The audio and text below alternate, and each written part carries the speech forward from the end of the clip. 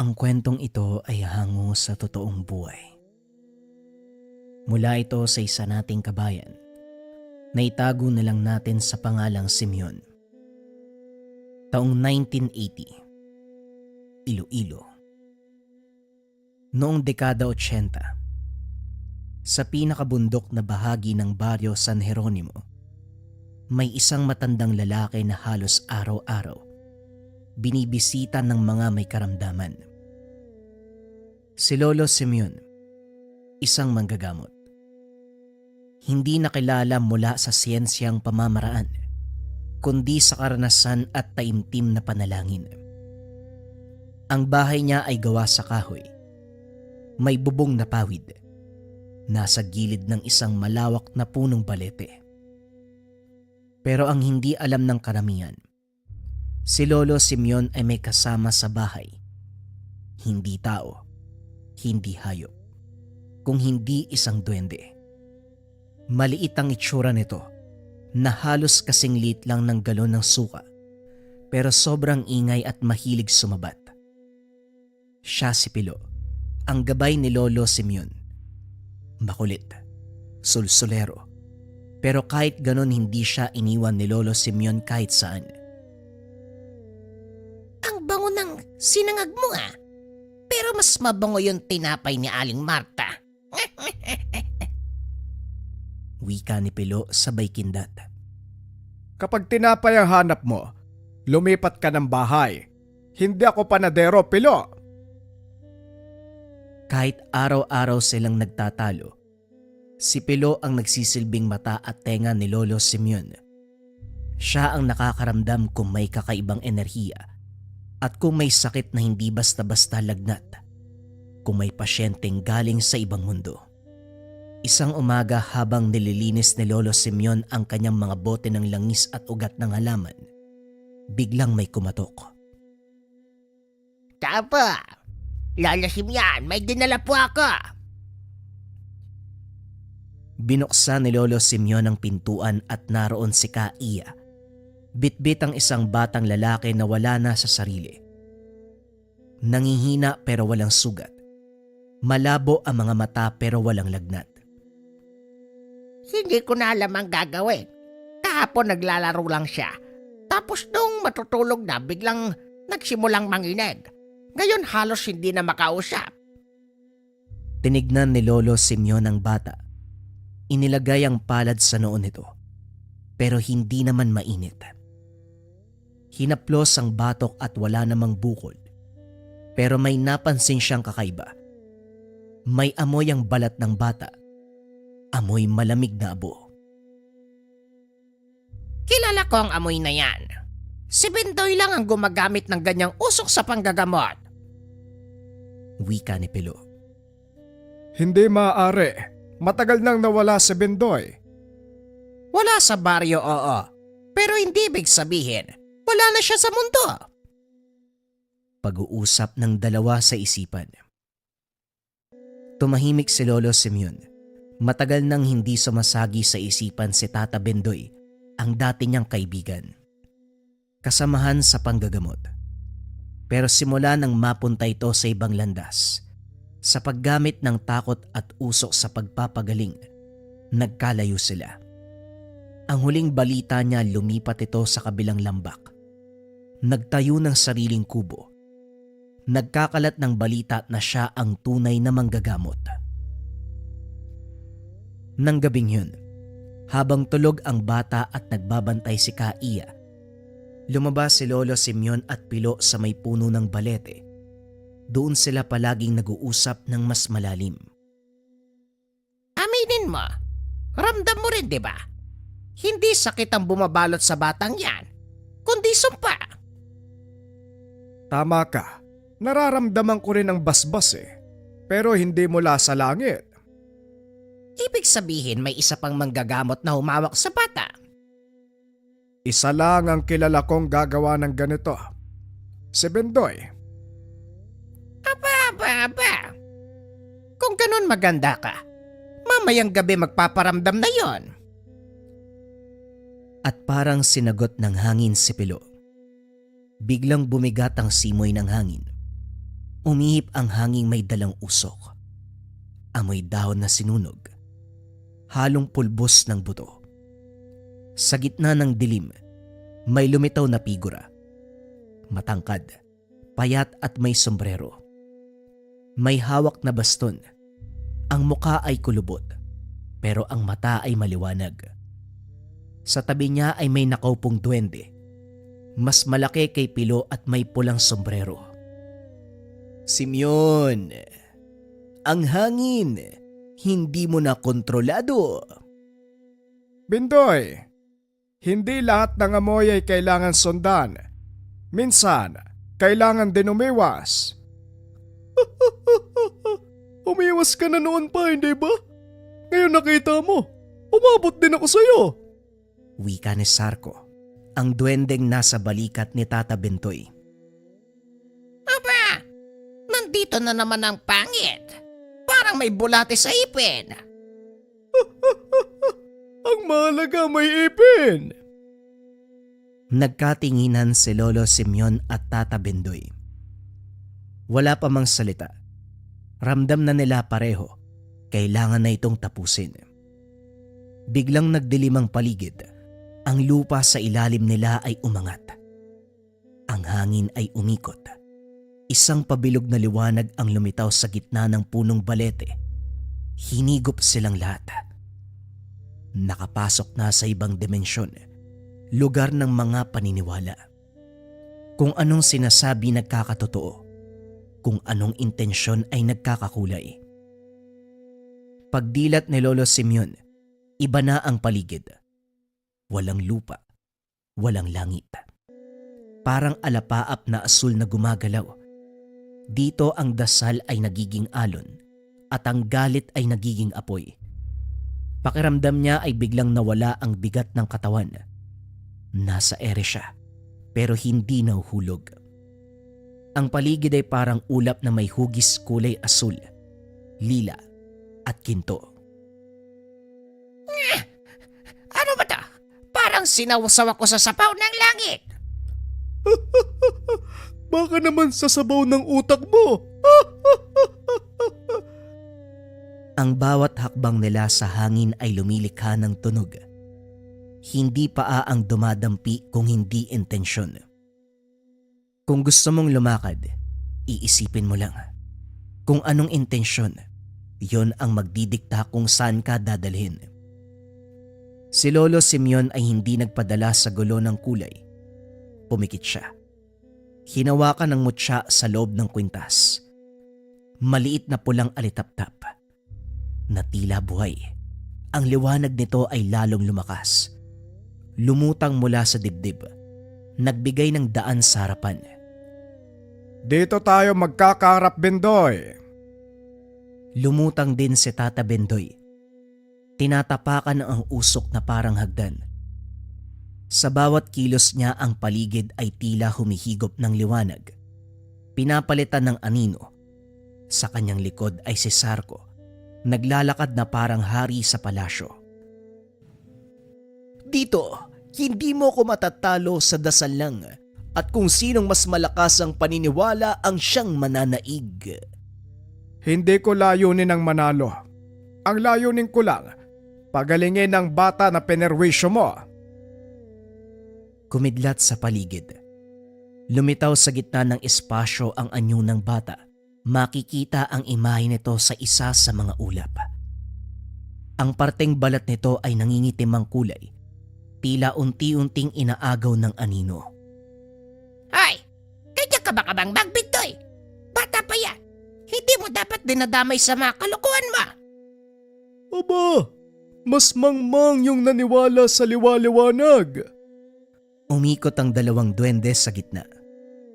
Si Pilo ay bumuga ng liwanag mula sa kanyang bibig. Habang si Sarko, nagbuga ng itim na usok. Nagsimula nang lumakas ang ihip ng hangin. Ang dimensyon ay tila naging arena. Sa bawat galaw nila Lolo Simeon at Tata Bindoy, may lumalabas na hugis sa paligid. Kamay ng panalangin at mata ng panunumpa. Si Lolo Simeon, humawak sa kanyang mutya. bumigkas ng tahimik na panalangin. Nagbibigay galing na liwanag, daluyan ng lakas. Iligtas mo ang batang ito sa kampo ng kasamaan. Mula sa kanyang palad, lumabas ang sinag ng pulang alitaptap. Lumipad papunta sa ulap ng bata. Sa pagdikit nito, nagliwanag ang ulap. Umikot ng mabilis, pero hindi pa rin napasag. Biglang sumigaw si Tata Bendoy. Ipinikit niya ang mga mata at mula sa kanyang hininga, lumabas ang napakalaking figura. Meron itong pakpak. Binangga nito ang ulap. Nayanig ang buong dimensyon. Ang liwanag ng alitaptap ay naitulak, ngunit hindi nawala. Lumulutang pa rin at lumalaban. Hindi mo ko maiintindihan, Simeon. Kaya kong pagalingin ang buong mundo kung matututo silang matakot sa akin. Hindi mo sila pinapagaling, Bendoy. Kinokontrol mo sila. Umikot ang paligid. Ang mga dasal ay nag-anyong ibon. Ang mga sigaw ay naging patalim. Sa gitna ng kaguluhan lumipad si Pilo at sumigaw habang dala ang isang maliit na sanga ng sampagita. Aba, hito! Tanggapin mo, Sarko! Wika ni Pilo. Sabay saksak ng bulaklak sa dibdib ni Sarko. Nangisay ang isa pang duwende. Ano itong ginawa mo? Ang halimuyak ng kabutihan. Hindi magugustuhan ng kagaya mo. Mabaho ka na. Masama pa ang ugali. Nagkatinginan si Lolo Simeon at Tata Bendoy. Pareho silang hingal. Parehong pinagpapawisan kahit walang init sa paligid. Bendoy, bago mo ko saktan, tanungin mo muna ang sarili mo kung bakit pa ako nandito. Sige, magsalita ka. Bakit nga ba? Dahil pinili kong manatiling manggagamot, hindi mandirigma. Muling sumiklab ang liwanag mula sa mutya ni Lolo Simeon. Sa pagkakataong ito, hindi ito umatake. Binalot nito ang anyo ng bata. Unti-unti ang kulay ng balat ng bata ay bumalik sa normal. Ang mga mata nito ay kumukurap na. Ayan na! Gumagalaw na siya! Hindi umimik si Bendoy. Tila natulala sa nakita. Dahan-dahang bumagsak ang kanyang baston sa kawalan at ang malaking anino na merong pakpak nagsimulang malusaw sa hangin. Habang si Sarko ay tahimik na lang, biglang naupo. Ang dimensyon ay unti-unting bumagal at ang kulay ay naging puti at asul. Isang malambot na tunog ang pumalibot, tila awit ng hangin na umaawit ng tama na.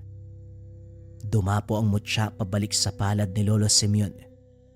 Ngumiti si Pilo, humawak sa balikat ng matanda. Ayos ka rin talaga, no?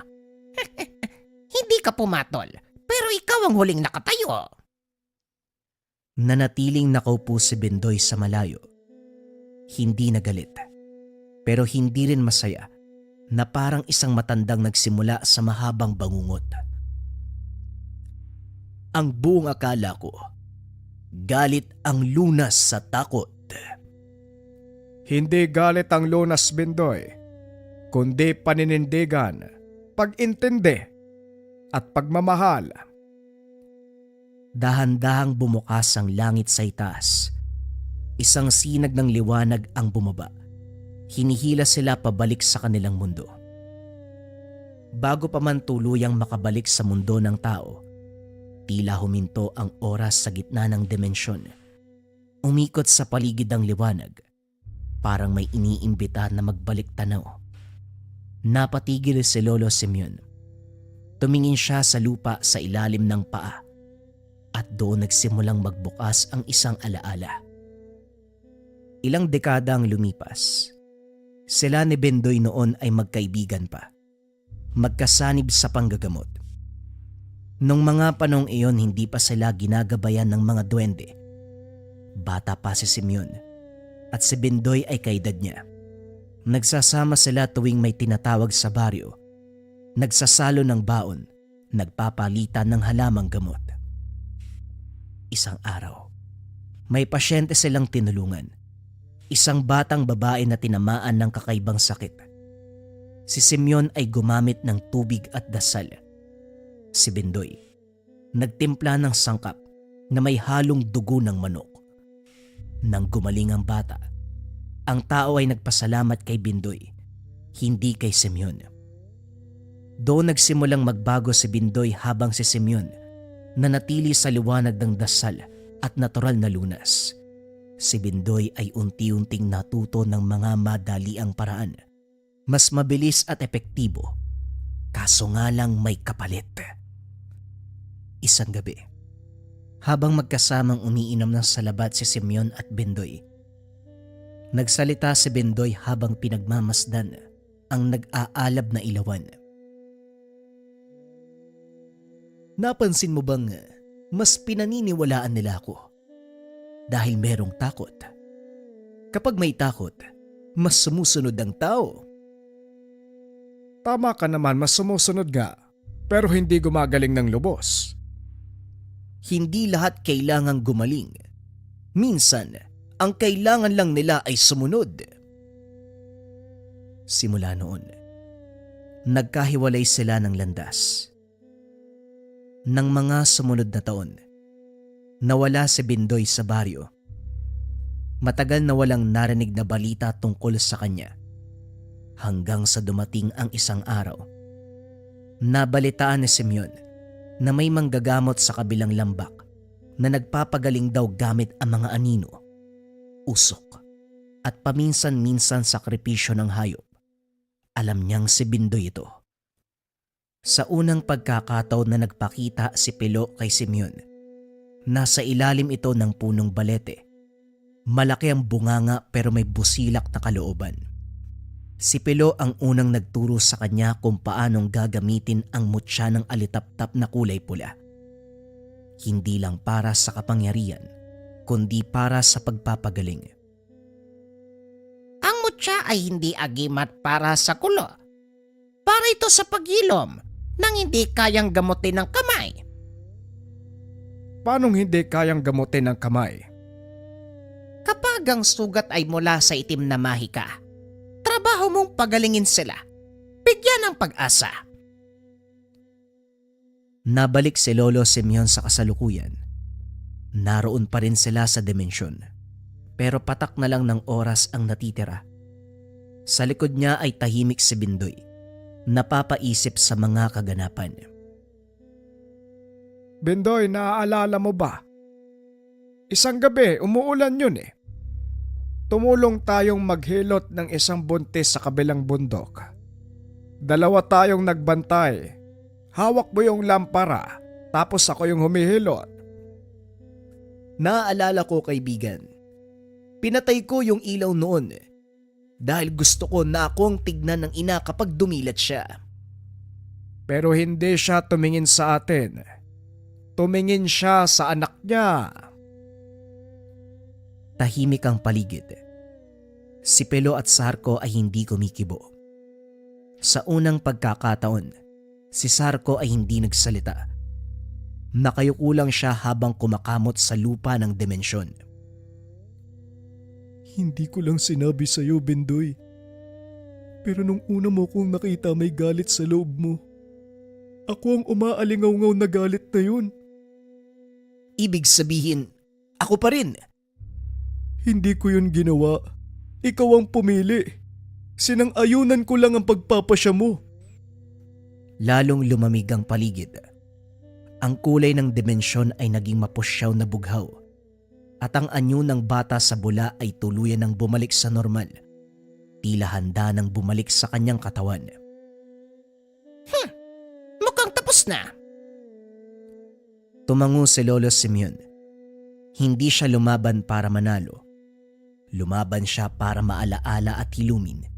Hindi lang ang bata, kundi ang sugat ng kanilang pagkakaibigan. Ang dimensyon ay nagsimulang mabasag sa liwanag. Pira-piraso ang kulay na tila basag na salamin. Unti-unting hinihigop ang lahat pabalik sa kanilang mundo. Sa pagbagsak ng sinag mula sa dimensyon, tila muling isinilang ang mga katawan nila Lolo Simeon, Pilo, Tata Bindoy at Sarko. Pagdilat ng mata, bumalik sila sa paanan ng punong balete. Parehong lugar ngunit iba ang ihip ng hangin. Ang puno ng balete ay tila yumuko. Ang mga ilaw mula sa alitaptap ay umiikot sa paligid ni Lolo Simeon. Tahimik na ang gabi. Ayan na, nakabalik na tayo, tapos na hindi ba? Ano pang inaantay mo dyan? Ayos ka rin, Pilo ah. Ayaw mong magpaawat. Tumayo si Tata Bindoy. Mabagal pero buo ang tindig. Ang baston niya na kanina ay nawala ng sigla. Ngayon ay muling nagliyab ng maitim na usok. Simeon, kahit anong alaala ang ibalik mo, hindi na tayo pareho. Alam ko, pero hindi ibig sabihin kailangan nating sirain ang isa't isa. Pero kung ang paniniwala mo ang balak mong ipilit, kailangan ko ring panindigan ang sa akin. Muling umihip ang malamig na hangin. Umikot sa paligid nila ang mga alitaptap. At sa pagitan ng liwanag, lumitaw ang linya. Isang pabilog na guhit sa lupa, tila guhit ng hangganan. Sa labas ng guhit tahimik ang mundo. Sa loob ng guhit ang dasal ay muling nananariwa. Ang usok ay naging anino at ang mutya ay nagsimulang magliwanag. Muling humawak si Lolo Simeon sa kanyang mutya. Pinikit ang mga mata at huminga ng malalim. Hindi ito laban para magpakitang gilas. Isa itong paalala na kahit sa madilim na gabi, may liwanag pa rin na matatagpuan. Tama ka, kaibigan. Pag-usayan mo dahil kapag nanalo ka, wala na akong karibal na tweet eh. Pumwesto si Tata Bindoy. Itinaas ang baston. Binigkas na ang mga panalangin. Mula sa kanyang likod, lumabas ang isang malaking figura. May hugis na parang hayop, uwak, ahas at paniki. Lahat sila ay umikot sa hangin. Mahalaga ang takot sa mundo para hindi na muling magkasala ang mga tao. Tuluyan ka ng nilamon ng iyong paniniwala, kaibigan. Sa isang iglap nagsimula ang ikalawang sagupan. Mula sa mutya ni Lolo Simon, lumipad ang liwanag na parang linyang dumadaos-dos sa hangin. Tumama ito sa mga anino ni Bindoy. Nagliyab ang mga ito ng asul. Ngunit mas mabilis ang sumunod.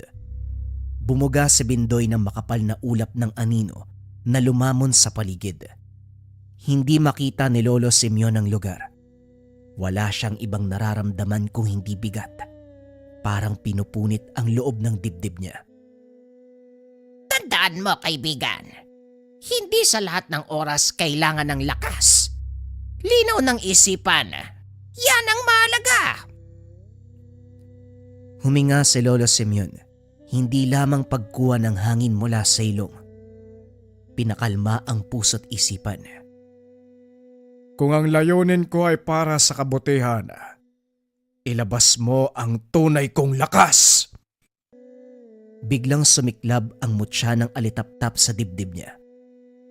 Banayad ang kulay, tulad ng unang sikat ng araw tuwing umaga. Sa isang iglap, nagdulot ito ng malakas na liwanag. Bumangga ito sa usok ni Bindoy. Ang mga anino ay unti-unting nawawala. Nagkatinginan ang dalawang matanda. Paano mong napigilan? Ang pagdarasal ng tapat para sa kapwa ay hindi matatalo ng galit na para sa pansariling intensyon lamang ang pakay. Sa gilid ng guhit si Sarko ay biglang napaupo. Napakamot sa ulo. Napabuntong hininga. Ano ba naman tong laban ng dalawa? Akala ko patayan. Puro drama. Yan ang hirap sa'yo, Sarko. Dinadaan mo sa dahas ang lahat ng bagay. hindi palaging tigas ng pangangatawan, kundi sa tibay ng kalooban at linis ng puso. Muling tumahimik ang paligid. Si Bendoy ay nakatayo pa rin, pero hindi na mayabang. Inilapag ang baston, tinapakan at pinirapiraso. Ang buong akala ko, maaaring itama ang mali sa pagpaparamdam ng takot at sakit. Ngunit hindi pala, kaibigan. Hindi pa uli ang lahat, kaibigang Bendoy. Gusto ko mang sumunod sa tama pero mahirap na. Kapag nasanay kang mabuhay sa galit, yun na lang ang natitira sa'yo. Wala namang madali kahit sa anong aspeto. Walang madali sa paghilom, kaibigan. Lumapit si Pilo. Inabot ang bulaklak kay Sarko. Para hindi na mainit yung ulo mo. Mabango yan kumpara sa bibig mo. Maraming salamat Ngayon lang ako nabigyan ng bulaklak na hindi galing sa burol. Mabango pala Ilang sandali pa sumilip na ang buwan. Wala ng ulap at wala ng usok. Tahimik na ang gabi. Malamig, payapa, may dalang panibagong pag-asa. Sa ilalim ng punong balete muling narinig ang huni ng kuliglig. Wala ng sigawan at wala ng kaguluhan. Tanging katahimikan ng mga pusong napagod, ngunit buo pa rin. Hindi ito katahimikan na dala ng tagumpay, kundi pagod ng mga pusong nagsimulang bumitaw sa galit at unti-unting tinanggap ang bigat ng mga nagawa. Sa pagbalik nila sa lupa, wala nang dalang armas o paninindigan. Tanging ang hangaring magsimula muli sa isang mundong hindi na kailangang punuin ng takot. Sa ilalim ng punong balete, dahan-dahang bumangon si Lolo Simeon. Napapikit siya habang hinahawakan ng lupa. Lupang hindi para sa labanan, kundi para sa paghilom. Wala ng usok o ulap. Totoong hangin na ang humahaplos. Ang gabi ay tumahimik na. Si Pilo ay nakaupo rin sa ugat ng puno. Wala na ang dating kulit sa muka. Ang maliit na katawan ay nakayuko. Para bang iniisip kung paano siya magsasalita nang hindi nakakatawa. Sa kabilang panig tahimik lang si Tata Bendoy na nakaupo. Hindi lumalapit pero hindi rin umaalis. Katabi niya si Sarko. Nakatayo at nakatitig sa mga bituin. Walang nagsasalita pero hindi rin mabigat ang hangin. Sinasamantala ang kapayapaan ng lugar. Sa hindi kalayuan mula sa masukal na daan, may mabilis na yabag. Lumitaw si Kaiya. Hawak-hawak ang kamay ng batang lalaki. Kising niya ang apo ko. Wala nang sakit. Maraming salamat sa inyo. Tumakbo ang bata papunta kay Lolo Simeon. Niyakap siya upang magpasalamat. Hindi ako nagpagaling sa kanya, kung hindi ang amang may likha. Lumapit si Bendoy. Wala na ang yabang sa sarili. Bitbit niya ang isang maliit na supot na yari sa dahon. May laman na pinatuyong halamang gamot at asin. Para sa bata, gamitin kapag naramdaman mong nanlalamig uli ang kalooban. Tumingin si Kaiya kay Lolo Simeon. Humingi ng pahintulot. Tumangulang si Simeon, kaya maingat na tinanggap ni Kaiya ang binigay ni Bendoy. Wala nang sinabi pa, pero tinignan ng dalawang matanda. Malinaw ang paywatig. Natapos na ang dating yugto. May panibagong simula ng umuusbong. Tumayo si Bendoy at muling tumingin sa paligid. Matagal siyang natahimik bago nagsalita. Babalik muna ako sa aking pinanggalingan. Hindi ba ako handa? Pero handa na akong huminto sa dating pagkatao. Hindi mo kailangang baguhin ang sarili kaagad.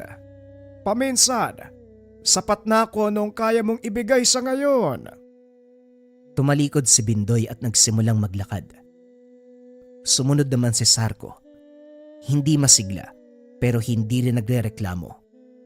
Sa huling pagkakataon, lumingon si Sarko. Hindi ako sanay sa ganito pero salamat. Hindi ako marunong tumanggap ng bulaklak. Pero maraming salamat talaga. Walang anuman, kaibigan. Matapos ng kaganapan, ang mutya ng pulang alitaptap ay bumalik sa kamay ng matanda.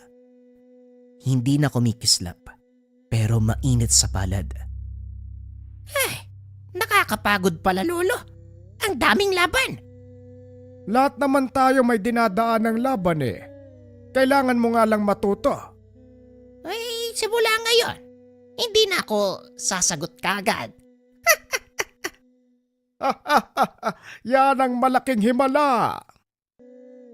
Matapos ng kaganapan, nagpatuloy ang normal na buhay ni Lolo Simeon. Tinutulungan ang lahat ng nangangailangan. Tuwing hapon nakikita siyang tahimik na nakaupo sa harap ng bahay. Pinakikiramdaman ng paligid. Sa bulsa niya palaging naroon ang mutya. Hindi bilang sandata, kundi bilang paalala. At kung sakali man na meron muling manggambala sa lugar, palaging nakahanda si Lolo Simeon. Palagi ding nakaantabay sa kanya ang kaibigang duwende na sulsolero. Ang kwentong ito ay hango sa totoong buhay. Mula ito sa isa nating kabayan na itago na lang natin sa pangalang Rafael. Walang eksaktong taon, probinsya ng Mindoro. Balita ko, malaki daw yung deposito ng ginto sa bagong minahan pare ah. Sa tingin mo, nakatsamban na naman ba tayo? Wika ni Dario. Ayoko magpakasigurado. Kilala mo ang amo natin.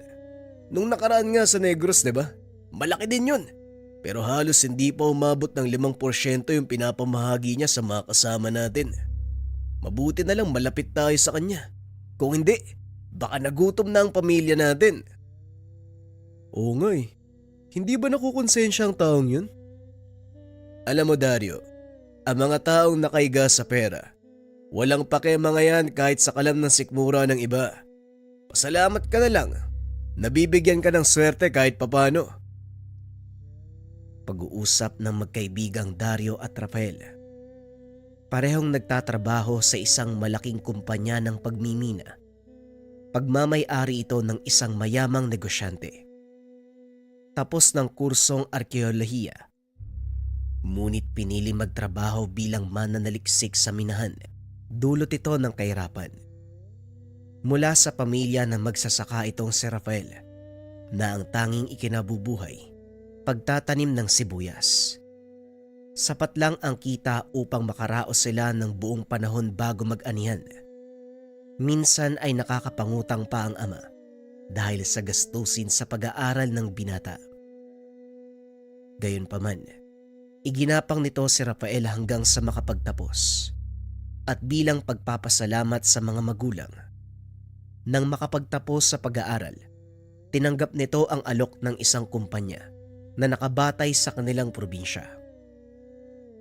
Sa loob ng 2 taon, nagawa nitong maipagawa ang kanilang tahanan, nabilihan ng kagamitan sa pagsasaka ang ama, at para sa dagdag kita, pinundaran ni Rafael ng maliit na tindahan ang ina. Nadestino sa iba't ibang bahagi ng bansa ang binata, kasama ng kanyang amo na itago na lang natin sa pangalang Lorenzo. Hanggang sa makabalik sa sariling probinsya dahil sa isang malaking proyekto. Nakabili ng lupain ng kanyang amo sa probinsya ng Mindoro. Sa tulong ni Rafael, nalaman nilang may malaking deposito ng mamahaling metal at ginto sa lugar. Kaya naman sumugal ito. Binili ang lupain sa mataas na halaga. Maging ang permiso sa pagmimina, ginawa nila ng paraan. Sinuhulan ang kinauukulan upang magkaroon ng legal na papeles kahit sa ilegal na pamamaraan. Kailangan ng masiyasat ng mabuti ang lugar kung saan tayo magsisimula. Rafael, handa na ba ang grupo mo? Kaming 2 lang ni Dario ang lalakad mo. Ayoko may kasamang iba. Alam mo naman yan, boss, diba? O na, ikaw na ang bahala. Mahalaga lang na malaman natin kung saan tayo magsisimula. Ibinigay ni Lorenzo ang mapa ng lupa.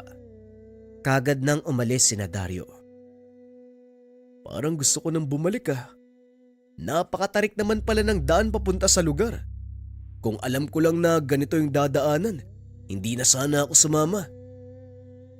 Wala ka din magagawa, kaysa naman hindi ka pasweldoy ni boss.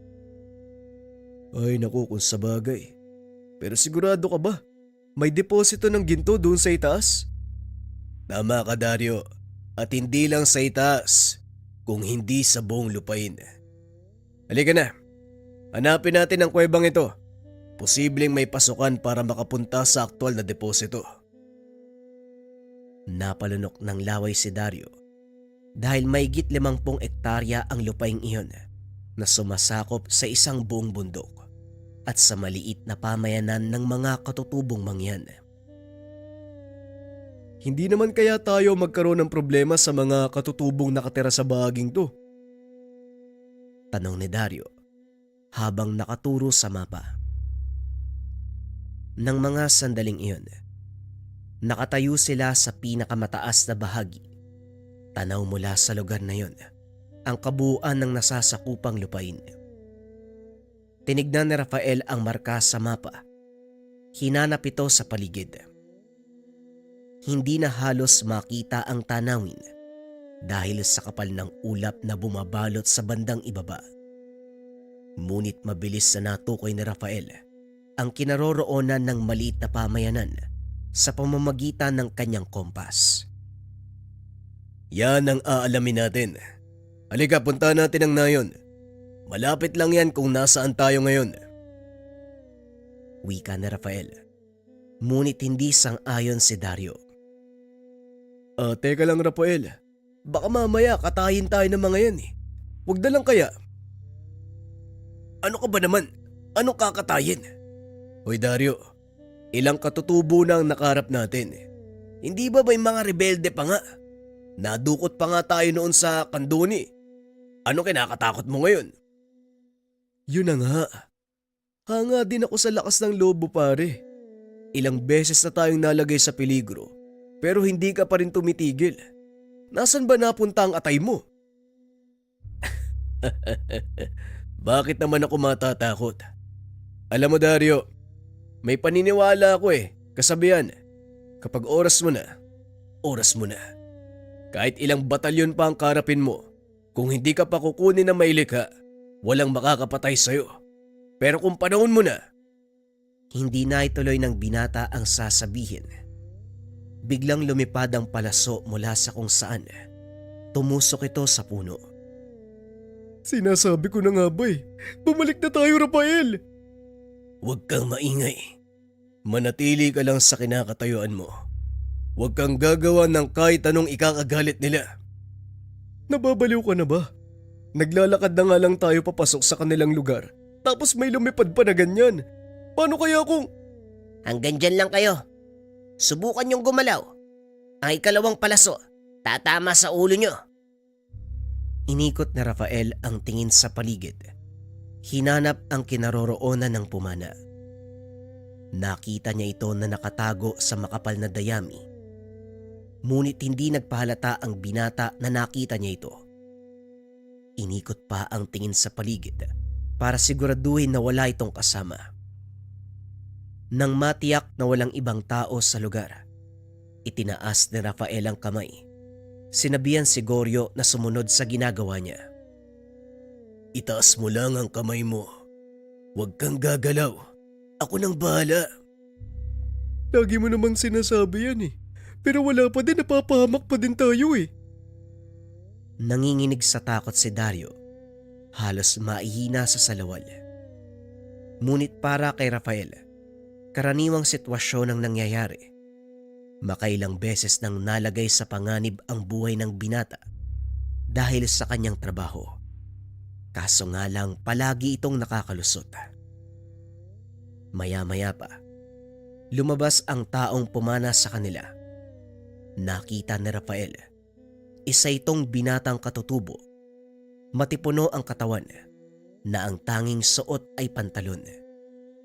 Wala itong damit pang itaas, kaya nakikita ng binata ang mga pilat sa katawan nito. Nagpapatunay na hindi basta-basta ang binatang iyon. Anong ginagawa niyo sa lugar na to? Mga rebelde ba kayo? Nasaan na mga kasama niyo? Hindi kami mga... Hindi ikaw ang tinatanong ko. Tumahimik ka lang dyan. Mga maangaso siguro kayo. Nasaan na mga baril niyo? Wala kaming baril at hindi... Alam mo kanina ka pa. Kapag hindi ko sinabing sumagot ka, huwag kang magsasalita. Kung ayaw mong gilitan kita ng liig. Tumangulang si Rafael bilang tugon. Kinapaan sila ng binata at nang mapagtanto na walang dalang sandata ang dalawa, ibinaba nito ang sandata. Anong kailangan nyo? Bakit kayo nandito? Sagot! Ay salamat. Isa akong sentipiko. Nandito kami para suriin ang paligid. Ano ang kailangan nyo sariin? Tinitignan namin kung may makikita ba kaming bakas ng kasaysayan dito. Mula kami sa isang malaking kumpanya na nagmimina. Kailangan kong malaman kung may mga tipak ng kasaysayan ng ating bansa bago namin ituloy ang operasyon. Mga minero. Kayo siguro yung sinasabi ng mga tao sa patag. Pagmamay-ari namin ang kabundukan. Dito namulat ang aming tribo. Kaya umalis na kayo dahil wala kayo mapapala. Magagalit lang sa inyo yung mga espiritong naninirahan sa kuwebang yan. Napatingin si Rafael sa itinuro ng binatang katutubo. Nakita nito ang kuweba sa mapa. Ibig sabihin, talagang may naninirahan sa lugar na yan. Pwede bang ipaliwanag mo sa akin ang kasaysayan ng bundok na ito? Sinakyan ng binata ang sinasabi ng katutubo para makuha ang loob nito. Nakagad namang pumayag. Hindi ako nakakaalam ng buong kasaysayan, kundi si Apo Elias. Kung gusto nyong marinig ang kwento, sumama kayo sa akin. Pero kailangan kong italya mga kamay nyo. Italia mga kamay. Rafael, ano ba tong pinasok natin? Kumalma ka. Ako nang bahala, sumakay ka na lang. Kung gusto mong makaligtas tayo dito. Huminga ng malalim si Dario at napailing. Ay naku, parang nagsisisi talaga ako. Dapat hindi na ako sumama eh. Magtiwala ka lang. Para ka namang bago ng bago. Habang nag-uusap ang dalawa, itinatali naman ng binata ang kamay ng mga ito gamit ang baging ng nito. Matapos ay hinila ang dalawa papunta sa direksyon ng nayon. Ilang minuto lang ang nakalipas. Narating nila ang maliit na pamayanan. May mga kabataang naglalaro at ilang nakakatandang nag-uumpukan. Nag-uusap sila.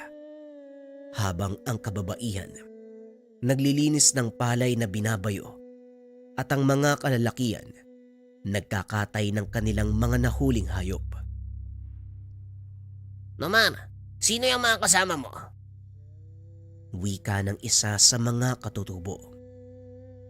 Mga sentipiko daw sila. Pinadala ng isang kumpanya na nagmimina. Ano naman ang kailangan ng mga taong yan?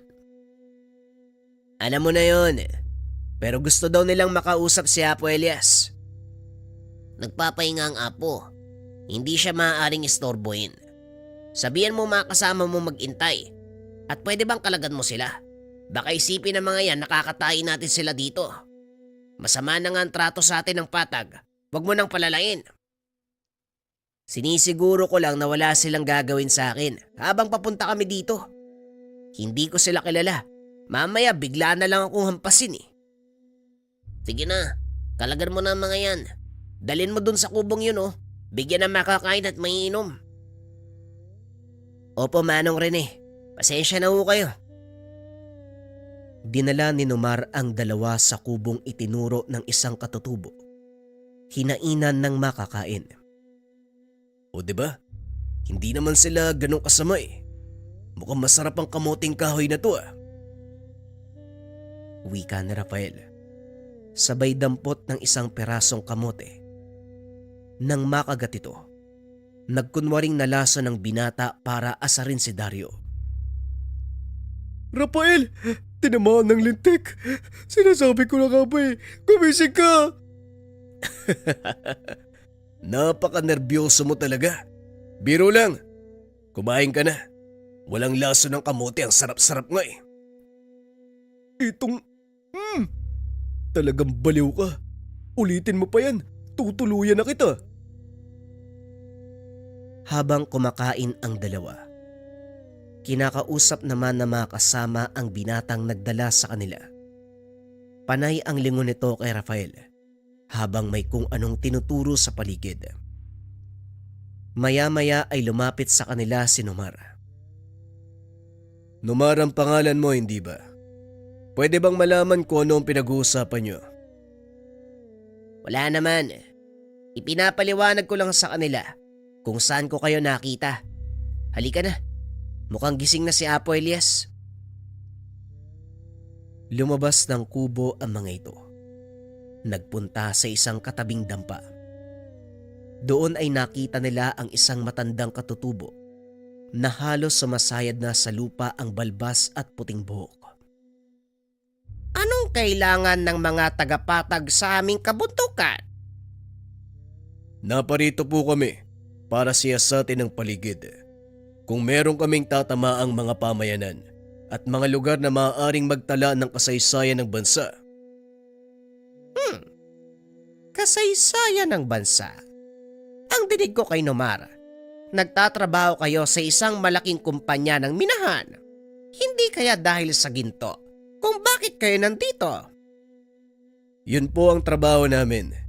Pero bago kami maghukay, sinisiguro muna ng aming amo na wala kaming matatamaang mga tao o lugar na mahalaga sa kanilang kultura. Ang buong kabundukang ito, aming tahanan, at sa paligid, may mga makasaysayang lugar, gaya ng libingan ng aming mga ninuno at kuweba kung saan naglalagi ang bantay ng kagubatan, kaya hindi nyo ito maaaring galawin. Yan po ang gusto kong malaman, Tatang. Maaari po ba kaming magpunta sa kuwebang sinasabi nyo? Dumaan po kami doon kanina, pero mas inuna namin ang puntahan kayo para humingi ng permiso. Gaya nga ng sinabi nyo, kayo pa rin ang naunang naninirahan sa lugar. Pasensya na, pero hindi ko maaaring pahintulutan ng kailingan mo, binata. Kapahamakan ang hanap mo. Umalis na kayo, nang sa ganun walang kaguluhang mangyari. Tugon ng matanda. Nanlumo si Rafael sa sinabi nito. Kahit gaano pa kalakas ang pagdanais niyang puntahan ang sinasabing kuweba, wala siyang magagawa dahil sa mga oras na yon. Bantay sarado ng mga katutubong mangyan ang lugar. Walang nagawa ang dalawa kung hindi bumalik sa kapatagan at sabihin sa amo ang nangyari. Ano ba naman kayo? Nabili natin ang lupain ito. Walang magagawa ang mga katutubo kung papaalisin natin sila. Sa ayaw at sa gusto ng mga yan, magsisimula ang operasyon. Magkakagulo kung itutuloy mo ang pagbimina, lalo na sa bahaging ito ng kabundukan. Protektado nila ang lugar na yan. Libingan ng mga ninuno nila ang kuwebang pasukan papunta sa aktwal na deposito. Nakasaad din sa kontrata na hindi tayo maaaring gumalaw ng anumang may kaugnayan sa kasaysayan. Pera lang ang katapat niyan, Rafael. Marami ako noon, kaya kumilos na kayo. Sa susunod na araw, sisimulan natin ang paglilinis ng daanan. Napailing na lang si Rafael. Wala itong magawa kung hindi ang sumunod sa utos ng amo. Nang sumunod na araw, nagdatingan ang malalaking truck at kagamitan sa paghukay. Sinimulan ang pagtibag sa kabundukan upang makagawa ng daanan para sa mga sasakyang maghakot ng hinukay na bato at lupa. Dadalhin nito pababa ng bayan. Nang mga oras na yon, nakaupo si Rafael sa kanyang sasakyan. May napadaang matanda. Dali-dali itong bumaba para pigilan sa pagtuloy dahil delikado ang daan. Tatang, saan po kayo pupunta? Wala na pong daan dyan, delikado. Baka gumuho yung lupa, matabunan kayo. Sinong nagsabi? Kayo? Bata pa lang ako. Dumadaan na ako sa lugar na ito. Paakyat at pababa ng kabundukan. Dito na ako tumanda. Kaya wag mo kong sabihan na mali ang daan ko. Hindi naman po sa ganun, tatang. Ang sinasabi ko lang, sarado na po ang lugar na ito. Kailangan nyo maghanap ng ibang madadaanan. Delikado po kasi. Delikado. Hindi ba mas mapanganib ang ginagawa niyong paghukay? Nananahimik ang kabundukang ito. Ginagambala niyo ang mga nakatira. Wala naman pong bahay sa bahaging ito, Manong eh. Kayo lang po ang taong nakita kong dumadaan ngayon. Teka, saan po ba banda yung bahay nyo nang maiatid ko na kayo? Nakikita mo ba ang kwebang yon? Doon ako nakatira. Ngayon sabihin mo sa akin, meron bang ibang daanan papunta doon? Napagtanto ni Rafael. Wala ngang daan papunta sa kuweba. Hinarangan na ito ng malalaking bato at kasalukuyang naglalagay ng mga pampasabog ang mga tauhan ni Lorenzo para tibagin ang bahaging iyon ng kabundukan. Yan nga ang gusto kong sabihin sa inyo, tatang. Hindi na po kayo maaaring tumuloy dahil sira na ang daanan. Naglalagay ng pampasabog ang mga tauhan ko para tibagin ang malalaking bato. Ay nako, kapag pera nga naman, ang mga tao handang sirain ang lahat. Wika ng matanda sabay lakad palayo. Biglang tumunog ang alarma na hudyat ng pagsabog. Napatingin si Rafael sa tinitibag na kabundukan. Muling nilingon ng matanda, ngunit wala na ito sa kanyang kinakatayuan. Naloko na. Saan kaya nagpunta yung matandang yun? Wika ni Rafael sa sarili habang iniikot ang tingin sa paligid. Hindi na nito nakita ang matanda. Akmang lalakad na sana nang biglang sumabog ang gilid ng kabundukan, dahilan para lumikha ng mahinang pagyanig at gumuho ang lupa. Tumambad sa binata ang malaking butas na tila karugtong ng kuweba sa bandang itaas. Nawala na sa isip ni Rafael ang matanda. Dali-dali itong bumaba ng bayan para ibalita kay Lorenzo ang kanilang natuklasan.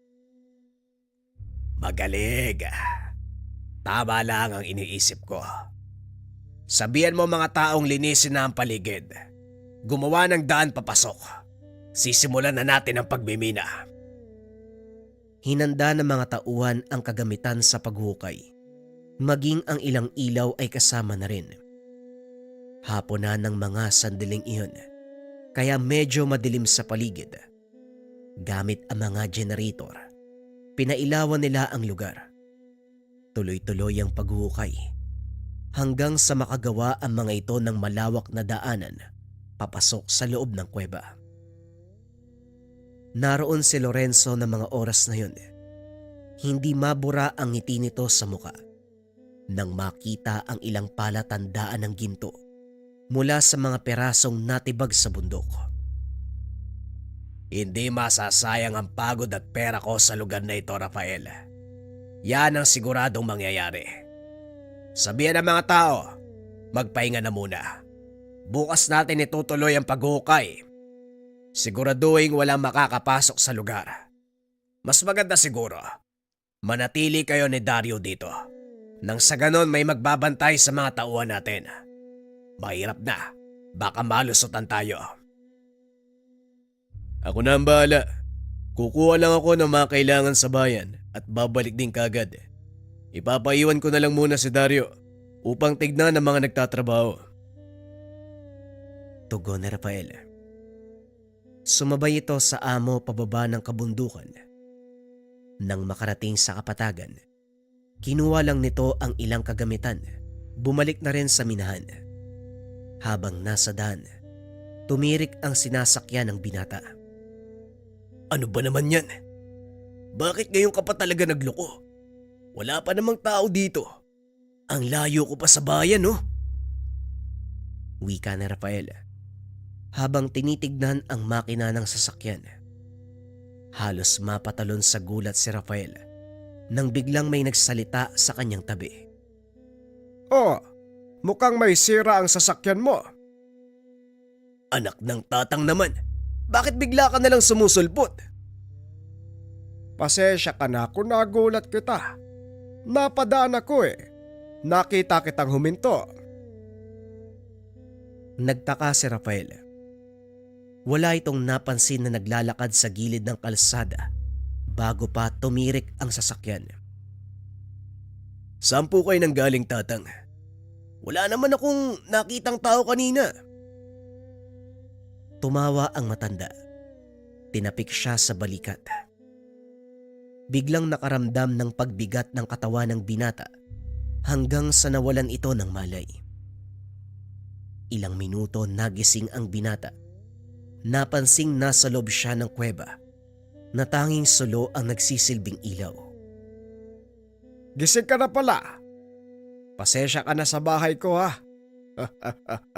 Eto, higupin mo muna ng may masbasang ka. Sasakit ang ulo mo dahil sa tigalpong binato ko sa'yo. Wika ng matanda habang inaabot ang isang tasa ng mainit na inumin. Marahang hinigop na Rafael ang laman nito. Biglang nakaramdam ng unti-unting paglakas ang katawan. Nasaan po ako, Manong? At saka paano po ako nakarating dito? Kusa kang pumunta dito, bata. Hindi mo ba naaalala? Ang huling natatandaan ko, tumirik yung sasakyan ko sa gitna ng daan. Tapos dumating kayo eh. Nawalan ako ng malay. Yun lang o. Ganon nga nangyari. Kaya ka nakarating dito. Hindi ko po kayo maintindihan. Ano po bang ibig niyong sabihin? Halika, may ipapakita ko sa'yo. Naglakad ang matanda papunta sa bukana ng kuweba. Itinuro kay Rafael ang lugar kung saan sila magmimina. Nanlaki ang mga mata ng binata nang makita ang sariling katawan na nakahandusay sa lupa habang pinapaligiran ng mga tauhan. Anong ginagawa ko dito? Bakit naroon ang katawan ko? Leche, ang gulo. Maupo ka. Subukan mong huminahon para maunawaan mo ang mga sasabihin ko. Wika ng matanda. Huminga ng malalim si Rafael at naupo sa isang bato. Tumabi sa kanya ang matanda. Laking gulat ng binata dahil biglang lumitaw sa kamay nito ang isang tungkod na gawa sa kahoy. May 5 nagliliwanag na bato na nakabaon sa pinakatuktok ng tungkod. Sa isip-isip ng binata, isa itong panaginip. Kaya naman pilit niyang kinukurot ang sarili upang magising sa panaginip na iyon. Itigil mo yung ginagawa mo. Ang sabi ko, huminahon ka. Hayaan mong ipaliwanag ko sa iyo ang lahat. Ang lugar na ito ay sagrado. Sanktuaryo ng mga kaluluwang namayapa. At ako si Kong, ang tagapangalaga ng buong kabundukan. Kalokohan ba to, Manong? Gusto ko nang makabalik. Wala akong panahon para sa mga ganitong bagay. Wala ka bang panahon? O natatakot ka lang? Biglang natahimik ang binata dahil alam niyang totoo ang sinasabi ng matanda. Sinasabi ko na nga ba, takot ka lang sa mga nangyayari dahil unang beses ito para sa'yo. Pasensya na, pero kailangan kong gawin ang bagay na ito para matauhan ka sa mali niyong ginagawa. Oo, natatakot ako. Sino ang hindi matatakot na humiwalay ang kaluluwa sa katawan? Diwa mo lang ang pinalabas ko. Ang kaluluwa mo nasa katawan mo eh. Hindi ko yon maaaring manipulahin dahil ang espiritu, isang banal na elemento at hindi hawak ng tungkod na ito ang bagay na yon. Bakit mo ko dinala dito? Didiretsuhin na kita dahil sa palagay ko ikaw lang ang tanging makakaunawa sa lahat.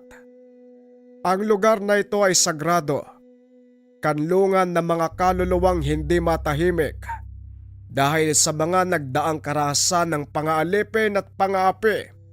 Sa oras na sirain niyo ang kuweba, mawawala ang selyong nakabalot sa lugar at kusang kakawala ang mga kaluluwa. May kakayahan silang sumanib sa tao at maaaring maging dahilan ng mas malaking kaguluhan. Sinasabi ko na nga ba? Manong, ano bang tinitira mo dito? Seryoso ang sinasabi ko, bata. Kaya kita dinala sa lugar para balaan sa maaaring mangyari. Nasa sayo kung papakinggan mo ko o hindi. Pag-uusap ng dalawa. Tinapik ng matanda ang balikat na Rafael. Laking gulat ng binata. Nakabalik na ito sa minahan. Maging ang mga tauhan. Nagulat nang bigla itong magising. Anong nangyari sa'yo, Rafael? Sino yung umatake sa'yo sa daan? Wala ka nang malay nang makita ng mga tauhan natin eh. Hindi ko rin alam, Dario. Siguro napagod lang ako ng gusto kanina. Sige na, magpahinga na kayo. Ayos lang ako. O sige. Gumawa na ako ng tolda para sa'yo. Magpahinga ka na din ha. Bukas, maaga na naman tayong aarangkada.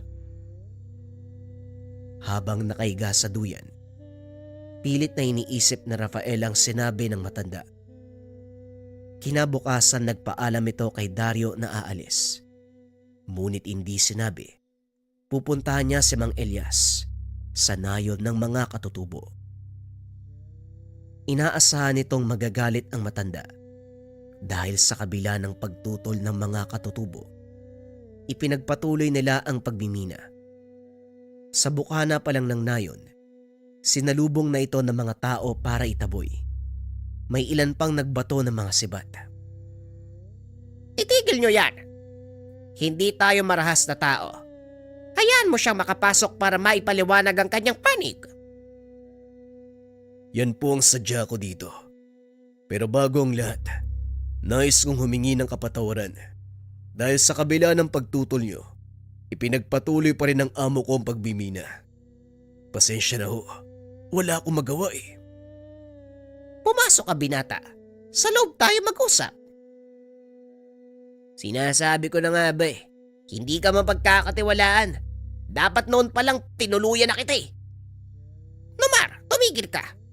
Hindi mo ba nauunawaan? Binabayaran lang ang taong ito para gawin ang kanyang trabaho. Alam kong mahalaga ang sadya mo, kaya sabihin mo sa akin ang gumugulo sa isipan mo. Kilala niyo po ba si Tandang Ikong? Nanlaki ang mga mata ng matanda. Nang marinig ang pangalan, tumayo ito at may kinuhang aklat. Siya Mang Ikong ba ang tinutukoy mo? Ang ermitanyong may hawak ng tungkod na may 5 bertud. Oo, kilala ko ang matandang yon. Sino ang hindi makakakilala sa isang makapangyariang ermitanyo na nagbabantay sa kuweba ng mga kaluluwa? Teka, paano mong nalaman ang tungkol sa kanya? Nakapag-usap kami kagabi. May kung ano siyang ginawa sa akin para mapunta sa kuwebang tinitirahan niya. Doon niya ipinaliwanag ang lahat eh. Siya Mang Ikong ang tagapagbantay ng kuwebang gusto niyong pasukin. Kung nakausap mo siya, siguro naman, hindi ko na kailangang ipaliwanag ang lahat. Yun nga ang dahilan kung bakit ako nandito. Gusto ko malaman kung totoo ang mga sinasabi niya. Kaya tinawag na kuweba ng mga kaluluwa ang yungib na yon. Dahil doon nakakulong ang mga hindi matahimik na espiritong namatay. Dala ng karahasan. Mapagigante ang mga yon. Marami nang nasalanta. Kaya ikinulong sila ni Mang Ikong sa kuweba gamit ang kapangyarihan ng kanyang tungkod. May hawak nga siyang tungkod. Pero ilang beses niyang sinabi sa akin na hindi saklaw ng kanyang kapangyarihan ng mga kaluluwa. Hindi saklaw ng tungkod ang mga kaluluwa. Ngunit may kapangyarihan nito na ikulong sila. Nagtataglay ng 5 bertudang tungkod na yon. Bawat isa, sumasagisag sa mga elemento ng mundo. Hangin, tubig, apoy, lupa, at ang panglima, kaluluwa o espiritu. Kahit hawak nito ang bertud ng kaluluwa, hindi pa rin niya maaaring utusan ng mga ito dahil hindi niya pagmamay-ari. Yun pala ang ibig niyang sabihin. Pero bakit ikinulong sa kuweba ang mga kaluluwa? Hindi lang mga kaluluwa ang nakakulong sa lugar na yon, kundi maging si Amang Ikong. Bakit naman siya ikukulong? Mahabang kwento. Pero kung handa kang makinig, isasalaysay ko sa iyo ang buong pangyayari. Maraming taon na nakakaraan.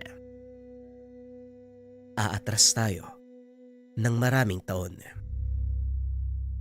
Nang mga panong ito kilala sa bayan bilang mahusay na manggagamot si Amang Ikong. Marami ang humahanga at naniniwala sa kanya dahil karamihan sa mga may sakit na lumalapit ay gumagaling. Mataas ang kaalaman ng matanda pagdating sa lihim na karunungan. Lalo pa itong pinag-ibayo nang tahakin niya ang landas ng pagiging ermitanyo. Ilang taon ding nawala si Ikong. Marami ang mga taong nadismaya. Bigla itong naglaho. Nang magbalik ang manggagamot, isang pasyente ang lumapit sa kanya. Malala ang kalagayan nito. Alam ng matanda na wala na itong pag-asa. Ngunit sinikap ni Ikong na matulungan ang pasyente. Sa kasamaang palad sa kalagitnaan ng panggagamot, binawian ng buhay ang pasyente dahil mataas ang kaalaman. Ginamit nito ang pinagbabawal na karunungan. Yon ay ang pagbuhay ng mga namatay. Gamit ang 5 bertud, tinawag ang pagbabalik ng kaluluwa ng pasyente sa pilitang pinasanib sa sariling katawan. Nagawa niyang buhayin ang pasyente, kaso nga lang iba ang epekto. Ilang araw ang nakalipas, bumalik sa kanya ang mga kaanak kasama ang pasyente. Nagulat ang matanda. Punong-puno ng putik ang bunganga ng pasyente na itago na lang natin sa pangalang Carlos. Anong nangyari sa kanya? Bakit ganyan ang itsura ng iyong asawa? Yan ang gusto kong itanong sa inyo, Tandang Ikong. Anong ginawa mo sa asawa ko? Bakit siya kumakain ng lupa? Galit na galit ang asawa ni Carlos. Ayon dito, 1 linggo matapos ang gamutan, nagsimulang kumilos ng kakaiba ang asawa. Madalas na nakadapa sa lupa ang Ginoo. Tila naghukay. Isang araw nga, natagpuan nila na kumakain ito ng putik. Ito ang kabayaran ng muli kong pagbuhay sa kanya. Nagawa kong ikulong ang kaluluwa sa katawang lupa ng asawa mo, ngunit sadyang tinatawag na ng kamatayan ng kanyang katawan. Binalaan ko kayo bago pa ako magsimulang manggamot na maaaring may mangyaring hindi maganda. Tumulong lang ako. Sinunod ko kung anong nais mong mangyari, kaya wag mo kong sisihin. Nagtiwala ako sa iyo, Tatang Ikong. Pero nung ginawa mo, naging halimaw yung asawa ko. Hindi halimaw ang asawa mo, Melba. Kailangan mo na siyang pakawalan dahil nais na ng katawang lupa niya ang magpahinga. Hindi ako papayag. Ayoko mamatay ang asawa ko. Kung may isang bagay tayong hindi pwedeng pigilan, yun ay kamatayan. Patawad, Melba, pero wala na ako magagawa. Dahil sa kaganapan, unti-unting nawala ang kumpiyansa ng tao kay Ikong. Hanggang sa ipinagtabuyan nito palabas ng sariling baryo, muling nawala ang matanda. Ngunit lingid sa kalaman ng mga tao, nasa kabundukan lang ito. Patuloy silang binabantayan, palihim na tumutulong sa mga nangangailangan. Dumating ang isang malaking sakuna. Sumiklab ang digmaan laban sa mga nananakop na dayuhan. Marami ang namatay. At matapos ang mahabang panahon, nagmistulang sementeryo ang dating masiglang baryo. Nagawang makaligtas ni Ikong mula sa kaguluhan, ngunit nasawi ang lahat ng mga kababaryo. Sinisisi nito ang sarili dahil ng mga panahon na kailangan siya ng mga tao, wala ang matanda. Habang tumatagal, lalong lumalala ang sitwasyon. Naging kanlungan ng mga mapagiganting kaluluwa ang baryo. Walang sino man ang nakakapasok at nakakalabas ng buhay. Marami ang napapahamak sa tuwing magdadaan sa baryong iyon. Kaya bilang pagtubos sa sariling kasalanan, muling ginamit ni Ikong ang kapangyarihan ng 5 bertud upang ikulong sa isang yungib ang daang-daang kaluluwa at upang masigurado ang kaligtasan ng lahat. Sinumpa ng matanda ang kanyang sarili na hindi mamamatay hanggat hindi napapatawid sa kabilang buhay ang mga nakulong na espiritu. Balik tayo sa kasalukuyan. Mapait pala ang pinagdaanan ni Amang Ikong. Hindi ko siya masisisi kung bakit gano'n na lang ang pagtutol niya sa ginagawa namin. Tama ka. Masakit ang nangyari kay Ikong. Bagay na nauunawaan naming mga katutubo. Kaya pilit naming inaalagaan ng lugar na ito bilang pagtanaw ng utang na loob sa kabayanihan ng ermitanyong yon. Pag-uusap ng dalawa. Dito na naunawaan ni Rafael ang lahat. Matapos ang pakikipag-usap kay Mang Elias, bumalik ito sa bayan upang kausapin ang amo. Ipatigil mo ang pagmimina sa kabundukan, Lorenzo. Masyadong delikado. Maaaring gumuho ang bundok at matabunan ng bayan. Nasimulan na natin, Rafael. Ngayon ka pa hihinto. Tignan mo ang bulto ng mga batong may ginto. Mamahaling bato. Tone-tonelada ang nakuha natin. Milyon ang halaga niyan. Bilyon pa ang nakaimbak sa loob. Hindi pa tayo nangangalahati. Kaya wag mo kong artiyan na parang may malasakit ka sa kalikasan. Alam kong ugali mo, Rafael. Pera lang ang dahilan kung bakit ka nandito. Mali ka, Lorenzo. Hindi lang pera ang dahilan. Kung hindi propesyon, ito ang pangarap ko. Pero hindi sa ganitong paraan ko gustong tuparin.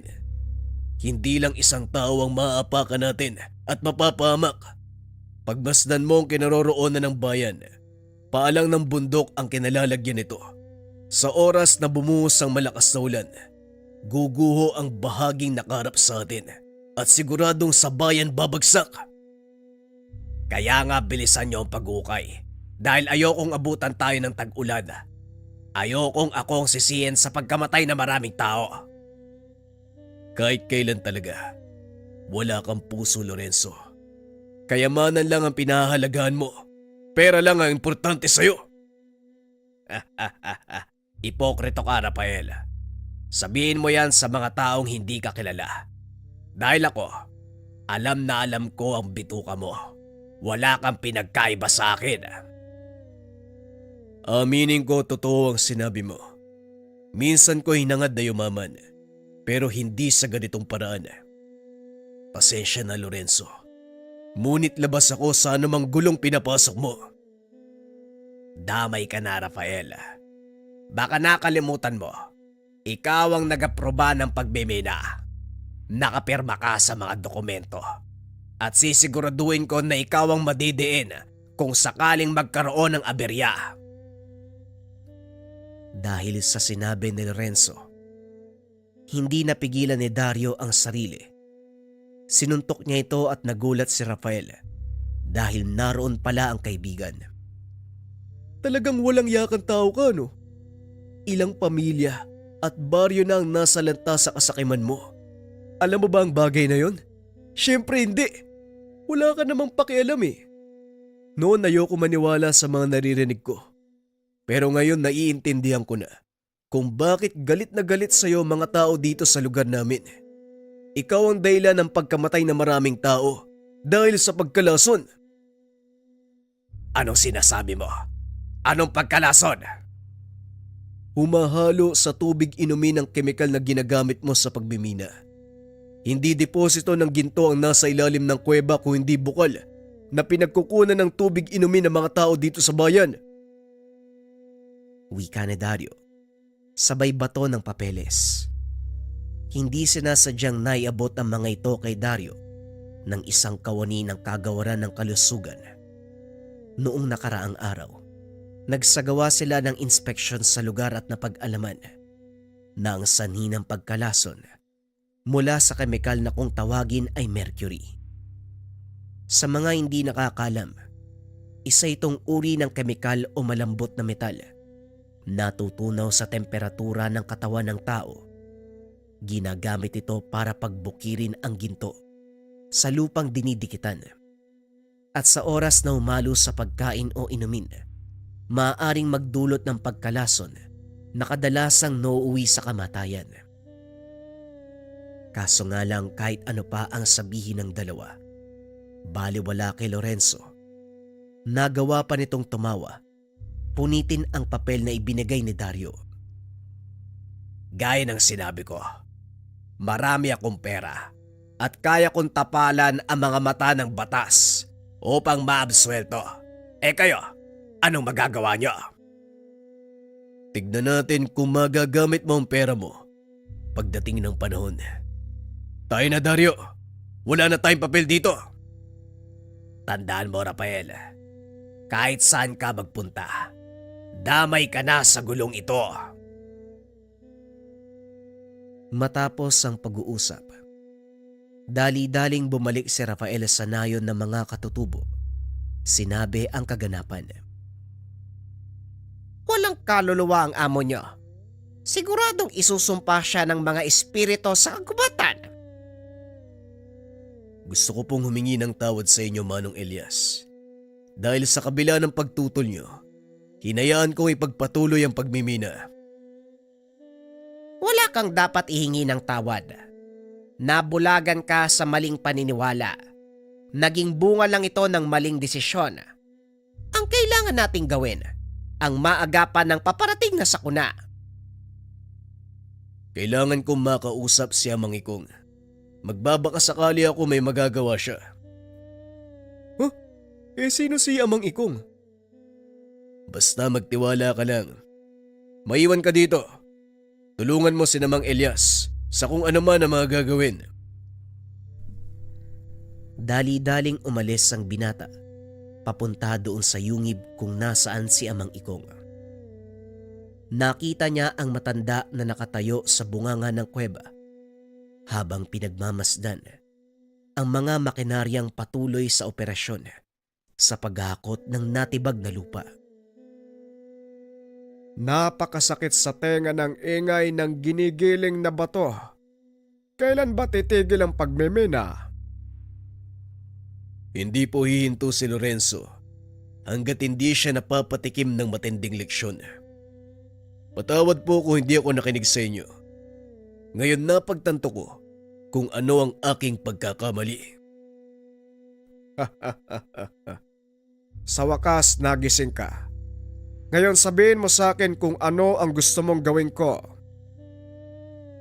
Pigilan po ninyo si Lorenzo bago pa masira ang lahat.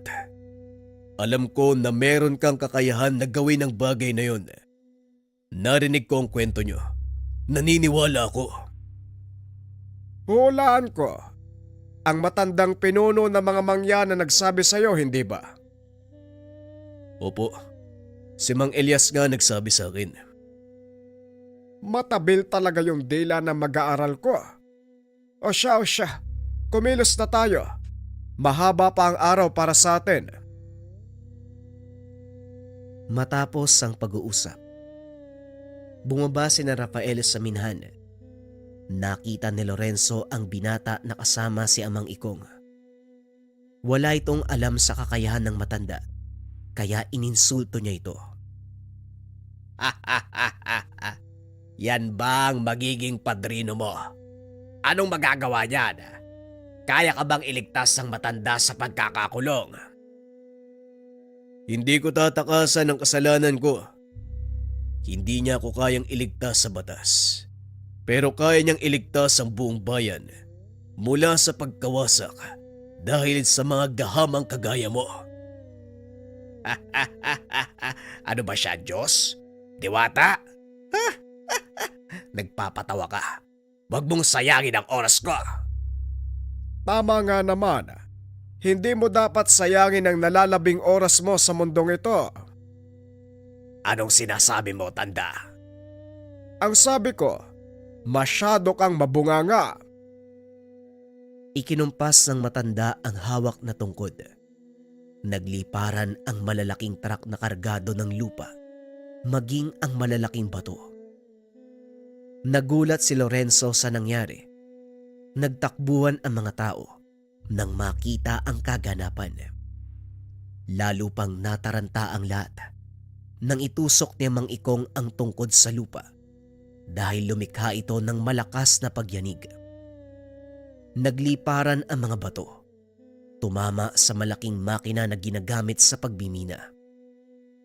Napasigaw sa sobrang galit si Lorenzo.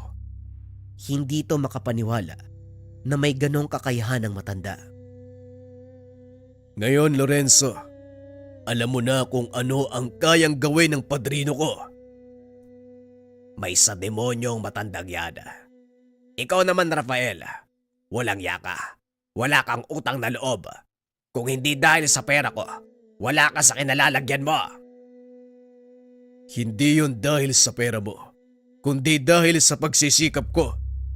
Nagkamali ako ng taong sinamahan at pinagsisisihan ko ang bagay na yun.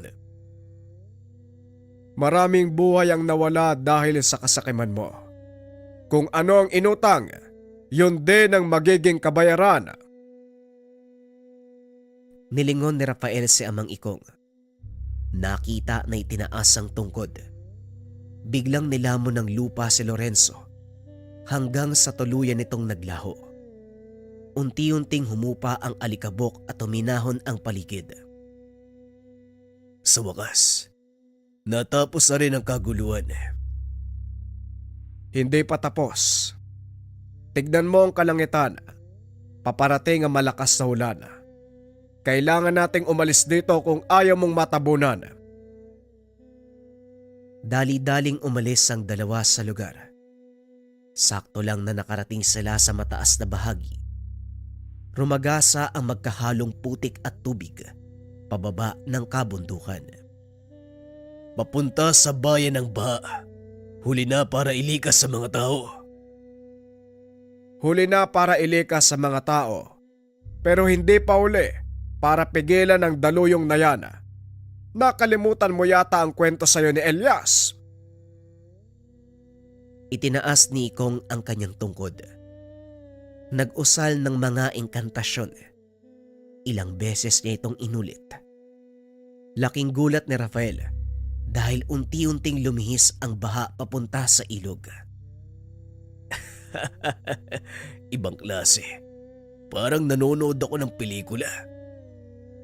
Hindi lang yan ang kayang gawin ng tungkod na ito. Manood ka! Muling ikinumpas ng matanda ang tungkod. Isa-isang nagsipagtubo ang mga puno doon sa nakalbong bahagi ng gubat.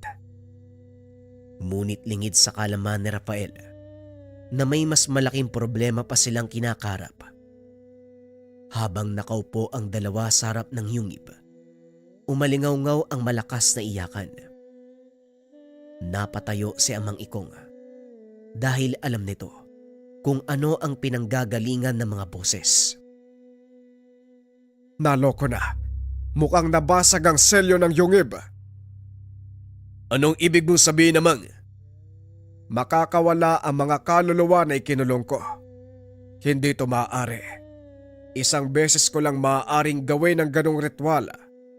Kaya ko nasabing hindi ko saklaw ang mga espiritu dahil isang beses ko lang sila maaaring utusan. Mukhang magaganap na naman ang nangyari maraming taon na nakakaraan. Ano po maaari nating gawin? Kailangan nilang makatawid sa kabilang buhay. Ngunit hindi ko ito magagawa ng mag-isa. Kailangan ng tulong ng isang taong may sapat na tapang at kalinisan ng kalooban para hilingin sa mga kaluluwa na tumawid sa kabilang buhay. Alam ng binata na wala siyang magagawa. Dahil daladala nito sa konsensya ang mga nangyari. Napaupo na lang ito habang pinagmamasdan ang buong bayan. Rafael, ano ginagawa mo? Bakit hindi mo pa hawakan ng tungkod ni Amang Ikong? Kung meron mang may kakayahan dito para humiling ng kapayapaan, yun ay walang iba kung hindi ikaw. Tama si Elias. Lahat naman tayo ay nakakagawa ng kasalanan. Walang perpektong nilikha ang Diyos. Maging ako ay pinagbabayaran ng kasalanang nagawa ko maraming taon na nakakaraan. Wika ng matanda habang inaabot ang tungkod sa binata. Hinawakan nito ni Rafael at laking gulat niya. Nagliwanag ang ikalimang bato. Isa-isang naglabasan sa bunganga ng yungib ang mga kaluluwa. Nakatayo si Rafael sa harapan ng mga ito habang hawak ang tungkod. Alam kong maraming pagdurusa ang naranasan niyo. Wala ako sa lugar para magsalita at mas lalong wala akong karapatan na humiling ng kahit ano mula sa inyo. Pero alang-alang sa kapayapaan ng lahat, nabubuhay man o namatay, tumawid na kayo sa kabilang buhay at magpahinga. Tama na ang pagtatanim ng galit sa mga nangyari sa nakaraan. Napagbayaran na ang mga kasalanan at oras na para bumalik sa inyong pinagmulan. Matapos magsalita ni Rafael, nagliwanag ang mga kaluluwa. Isa-isang naging butil ng liwanag at pumaibabaw. Nakatingala ang lahat habang pinagmamasdan ang napakagandang kaganapan. Ito ay ang pagtawid ng mga kaluluwa sa kabilang buhay. Nawala na ang sumpa ko sa sarili. Sa wakas, makakapagpahinga na ako. Salamat sa iyo, Rafael. Hindi ko akalain na hihingi ako ng tulong sa isang pangkaraniwang tao. Wala pong anuman. Karangalan para sa akin na makatulong. At gaya ng sinabi niyo, ito ang aking paraan para pagbayaran ng kasalanang nagawa. Hindi pa dito nagtatapos ang lahat. Dahil kailangan ko pang ayusin ang gulo na ginawa ni Lorenzo. Kailangan kong harapin sa batas ang pagkakasala namin. Huwag kang mag-alala. Kaisa mo kaming mga katutubo. Hindi ka namin iiwan sa labang ito. Maraming salamat, Mang Elias. Pasensya na kayo. Maging ang tahimik yung buhay, nagulo dahil sa ginawa ko. Natural magkakamali tayo. Huwag lang uulitin. Tapos na ang obligasyon ko. Oras na para umalis. Elias, iiwan ko sa iyo ang tungkod. Ingatan mo ito at huwag na huwag gagamitin sa maling gawain. Salamat sa tiwala, Amang Ikong.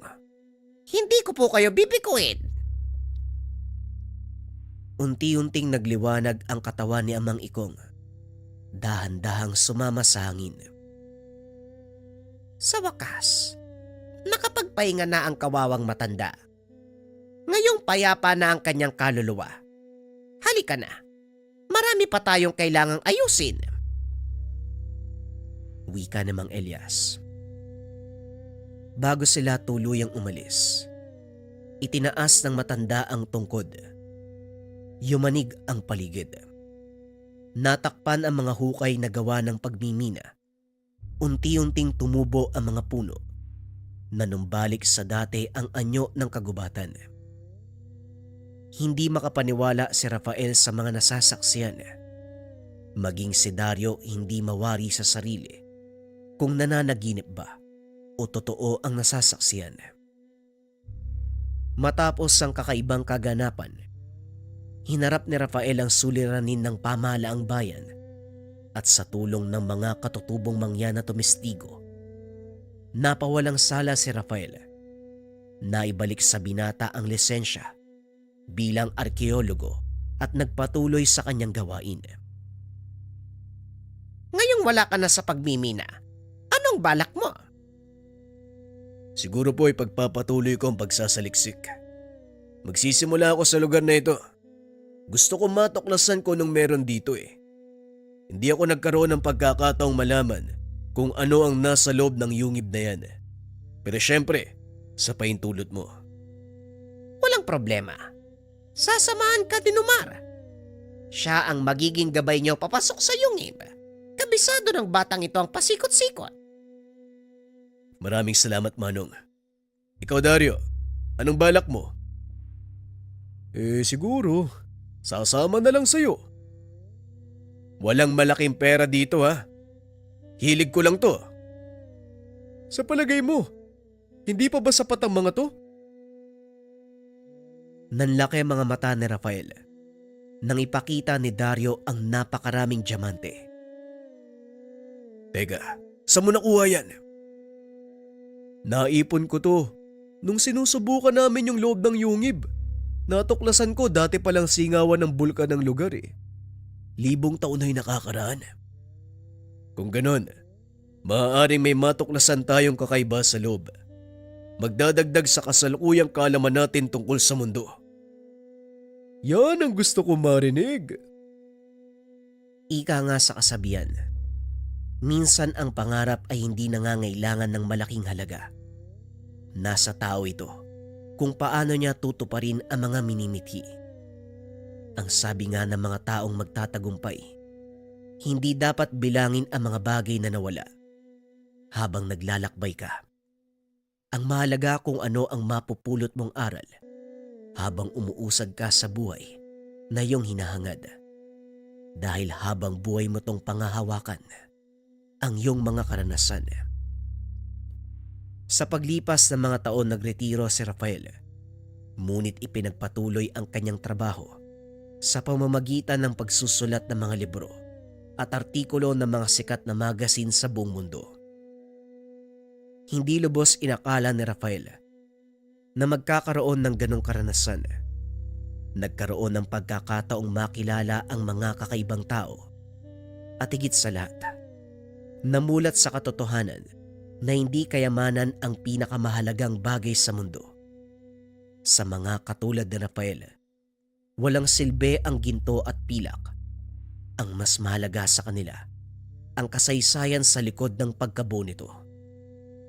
Isang patunay na hindi lahat ng tao ay nasisilaw sa kayamanan. Napagtanto ito ng binata nang minsan niyang makilala ang isang ermitanyo na nagmamay-ari ng isang tungkod na may kapangyarihan ng 5 bertud.